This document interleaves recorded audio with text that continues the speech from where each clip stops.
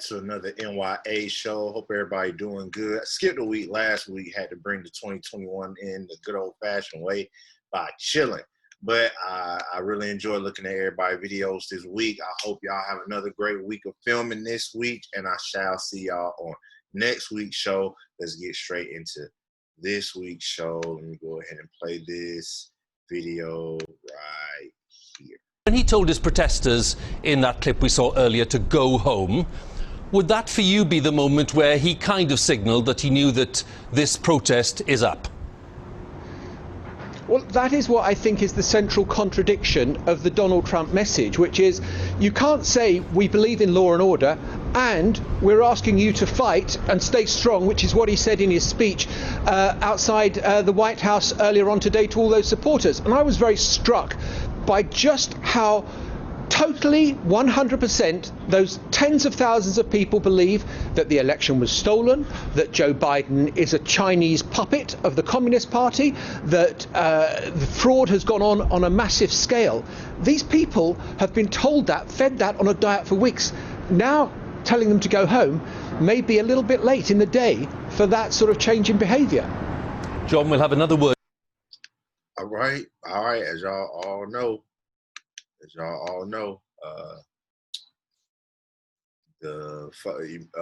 what went down at the Capitol this week.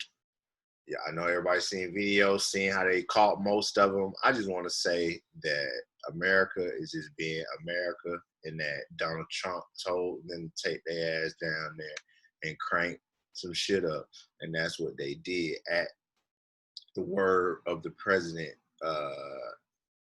The way he speaks, man, they love this man like a cult. See Donald Trump the crashing and the burning as he go down, but hey, I'm not tripping. I don't owe him nothing, but you know what I'm saying. But I do see what's going on now, and I'm wishing the best for the people who are there to say that they're not the ones to continue to let the motherfuckers do what they want to do. Here we are in 2021, shit like this is happening, but know the history of the United States. Not the first time that white folks got mad and went up to a government building and said, y'all are gonna treat us like white men and white women, and then it won't be the last time that they do it. So that's my word on that, you guys. Let's go on to my next video. Just hours after his personal Twitter account was permanently suspended, U.S. President Donald Trump said late on Friday he would be looking into building his own social media platform. Saying, quote, "We will not be silenced," Trump sent his latest tweets from the official government account, POTUS, accusing Twitter of coordinating with, quote, "Democrats and the radical left," and banning free speech. Twitter later deleted the posts on Friday and also suspended Trump's campaign account, Team Trump, for violating its rules. The company said accounts used by Trump to try to get around the Twitter ban could also face permanent suspension under its ban evasion policies. Trump still has access to the official White House and POTUS accounts, but will lose this when his presidential term ends. Twitter had permanently suspended his personal account, Real Donald Trump, earlier on Friday, citing the possibility he could incite more violence after hundreds of his supporters stormed the U.S. Capitol this week. In a statement on Friday, Twitter said they were suspending the account, quote, "after close review of recent tweets from the Real Donald Trump account and the context around them." We'll play the whole thing, but I think that everybody get the gist for what I'm trying to get to here. Donald Trump was basically banned from a host of websites. I also want to throw this part in here because I think it's important, because this meeting happened on this meeting that all the Twitter heads, Mark Zuckerberg, all those, it was a meeting that was had on the 3-hour court Senate hearing. And I want to play this. Companies censor conservatives. Here's Senator Roger Wicker commenting on a range of content takedowns that occurred ahead of the 2020 election. These recent incidents are only the latest in a long trail of censorship and suppression of conservative voices on the internet. Reasonable observers are left to wonder whether big tech firms are obstructing the flow of information to benefit one political ideology or agenda. But platforms debate these claims. Let me be clear. We approach our work without political bias, full stop. To do otherwise would be contrary to both our business interests and our mission. I will say that if most of the tech companies was ran by spoiled, conservative-ass folks, the way the internet reacts to different things would be completely different. And since they're more leaning to another side, and what I learned from those testimony, that even though they don't ask, a lot of people have embodied what it is to be on the left that work for these places. So, of course, a lot of the action and reflection that you see are going to be more geared towards people, things that are happening on the left.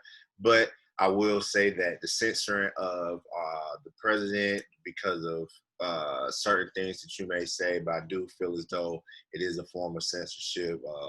The most powerful leader of the world, the free world, has been silenced, apparently, according to these things. And just like Farrakhan was taken off the internet permanently from all these sites.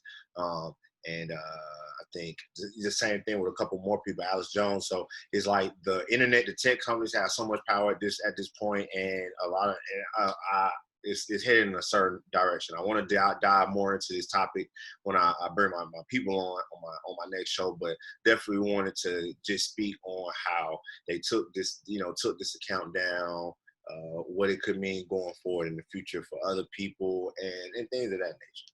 So, and I should be bringing my dog in, record artists. Y'all should be looking them up on all your platforms. Super Kale 2, the 1080 Gospel. I got Blood Motivation 101. These are some of the tapes that I came from this young man, and I should have him in the queue to come on to the show. All right, we back record. All right, you want to introduce? You want to give your own introduction? What's going on, man? I already listed off some of the blastics. Okay. 34 kill. Yeah, Blood Motivation. Super Kill 2. No stylist on the way with Brick, baby. Let's get it, man. So, Maryland Appeals Court. This thing in my way. Let's rap lyrics be used as evidence in a murder. So basically, with this article, it was a dude, 27-year-old. He was in jail for a murder, and then they used him rapping over. While he was in jail, he rapped over the phone about how if you was snitching, snitching would get shots, and how he was gonna hit a nigga with a 40 or whatever. Those were things that he rapped in his lyrics. So then homie tried to appeal his case because those lyrics and things were used, but then they said, hey, it was technically a snitch in their culture's term that was out while he rapped these lyrics over the phone that was who was set to testify against him. And a 40 was what was used in the murder of the young man that he's in jail for. Let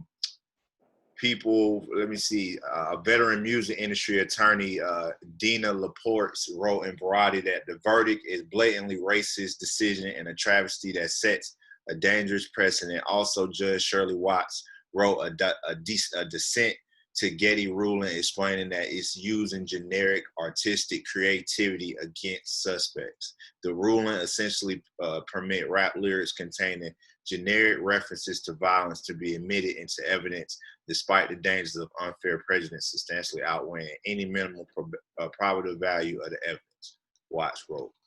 So that's what we're dealing with here. That's in Baltimore or something? Yeah, it was in Baltimore. It was a case. Yeah, it was a case. And basically he tried to appeal his case, and they were like, nah, well, in the lyric you said you were going to get some snitches, and you had people who was going to tell on you. And then over the phone, you were rapping about hitting somebody with a 40. And now who you killed, dude, you killed Buddy with a 40. So they said, hell no.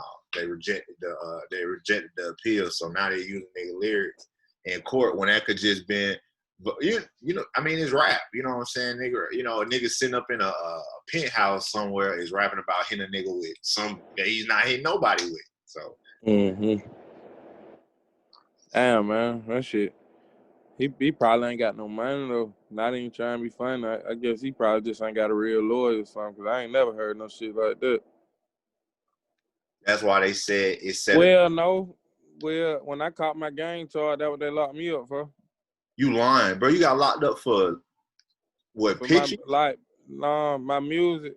Basically, that shit's still open. But somebody basically was like, I put them in the gang and shit. And they use my music. They came and got me out the court. Out the club. I performed. Yo, that's crazy as fuck, bro. I didn't know that, bro. Yeah. So it's been something that they doing, and a lot of people not talking about it. But in these days of snitching and X, Y, and Z, when that's on the hot seat, I would think that more people be talking about it, especially like YM. What's that name? YM Melly and things like that. Yeah, Melly. How he had a song that was kind of lined up with what the crime is, but do you use those lyrics? And then TK, who really did the race, So we'll see how it play out. But of course, if the people who banging the gavel, you already see the hand in the background. We don't really have we already at a disadvantage in that way. So now you want to bring more disadvantages in there. Shit we do for creative was such a creative thing. So even if it was a black man, once you're in front of the judge, it's over with, man. Yeah, over with. Yeah, over with. You got yourself right here. Like, hey, you with me. I'm, you mine now. I made the decision for you now. You know what I mean? That shit ugly. Let me share this audio. All right, here we go. Jay, I'm on. Come on. You see, I'm in Cleveland Avenue. That was Cleveland. With all the jury on. At that time, I had Soldier Boy. We was doing the Soldier Boy move. We stand with that lean and all that. So I was trying to bring back to the hood then. Pull that mic to you. Oh, my bad. No, you good. I was trying to come back to the hood then. I was working with Soldier Boy. Yeah. And I was like, don't worry about it. I'm going to get you over here with Soldier. Yeah. I went back to Soldier. I told him I had two people. I had Rich on. I had Schoolie and Young Thug that wanted to work with Soldier. And Quanty Cash. Quanty Cash actually knew him from back in the day, so Quanty made it. Yeah. I bought Thug up to Soldier. He like, man, da-da-da. I'm like, bro, this dude gonna be the biggest thing in Atlanta. I told him. My God. You know what I'm saying? It be like that sometimes. And guess what, Thug? So when I told him, I said, bro, I went to him, I told him, bro. The boy say, man, don't worry about it, man. I don't need, man. I'm gonna sign him one day. Ooh. The man said, I'm gonna sign him one day, bro. And guess what? Look how big he is now. He can sign that boy. That's crazy. He can sign that boy a couple of times. Come on, man. You know what I'm saying? And they go to show, and if you look at Thug now, he's still the same.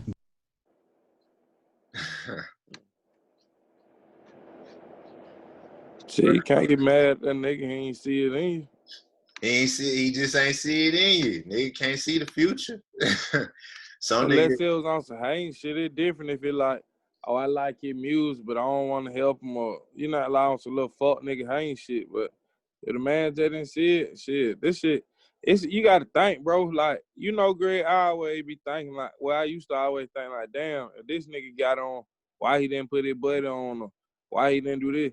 Man, like, now me doing this shit, been taking it serious for so long, when you see how much you invest and how much time you put in, and a lot of the shit that you be having to do by yourself, yeah, you don't be too much on that. You studying that friend and shit like he was really business with you, you know what I'm saying? So if a nigga felt like, shit, this shit ain't gonna bring me back nothing on my investment, shit, I don't blame him.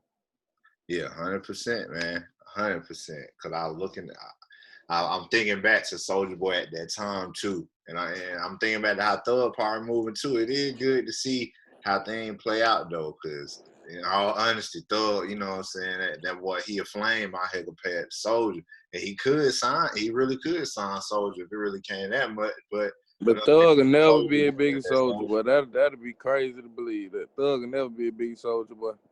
I was just about to say, I was about to say, but at the same time, I like Soulja Boy as a person who has been a leader of the new school. So at the same time that we saying that, you know, and homie was saying that he could sign, you know, he could sign that boy. You know what I'm saying? He could sign that boy. At the same time, Soulja Boy out here making millions of dollars a year. He was making $20 million, and Bow Wow had made like $2 million that year. Mm-hmm. My thing with Thug though, like the music is there. I love Thug. It just he built his career out gimmicks instead of putting out music or hits. You know what I'm saying? So yeah, that's why his shit don't stick around, man. Like folks swear they on Thug fans. Just ask somebody what the last song he had on the radio. It gonna take him a little minute. You know what I'm saying? They still playing Crank That. They just remade Crank That with fucking Woody or some shit I seen on TikTok. The last song, like, but Thug last hot, or not? That's crazy. I said hot. The song was hot. Mm-hmm. That was him and Gunna. That was off the last that album. shit. And you know it would fire. Like I said, I like it, but Thug don't let the music stick. Yeah, I get what you're saying. Because we so used to him doing some gimmick shit. So now he dropping music for real. It's like, all right, like, you know, it'd be cool and it'd be fire, but like it just don't stick. Yeah. I feel like that with a lot of people, like, you know what I'm saying? But especially him, like his shit never stuck.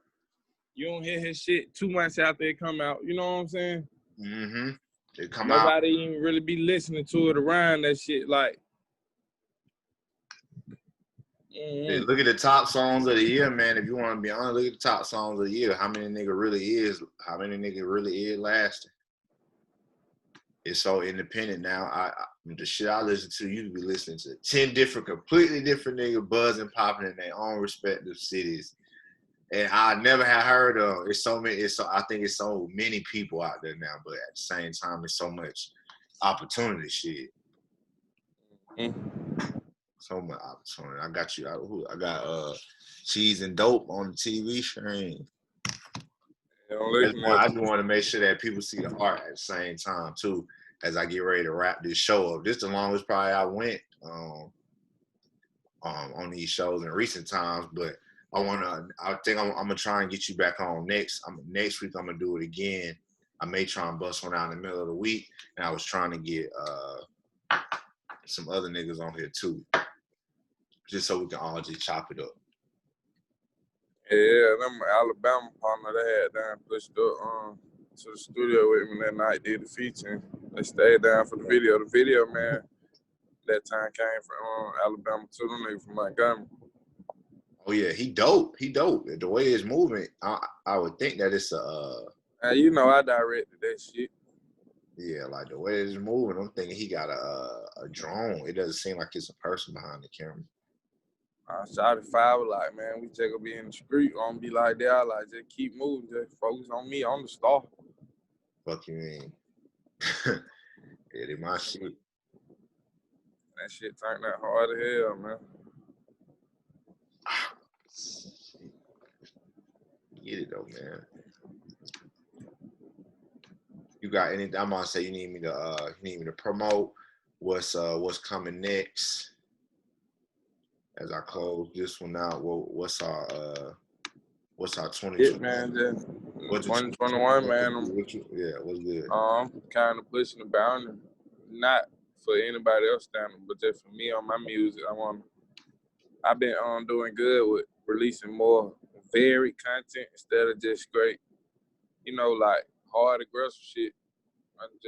2021, I just want to make more music for everybody and just continue to grow as an artist. And you can't never be, you know, like the best artist because there's too many people doing it. There's too much shit going on in music. Shit that you know, it sounds and producers type shit I ain't heard, so I can't just think I'm the best I can be. Right. You know? And I just want to put myself in, you know, most circles to be around shit like that. Like instead of me being around and I'm the only guy do music, I want to be around a lot of people do music. I want to be around niggas do beats, niggas that shoot video. You know what I'm saying? Like I just want to be in the mix, man. Right.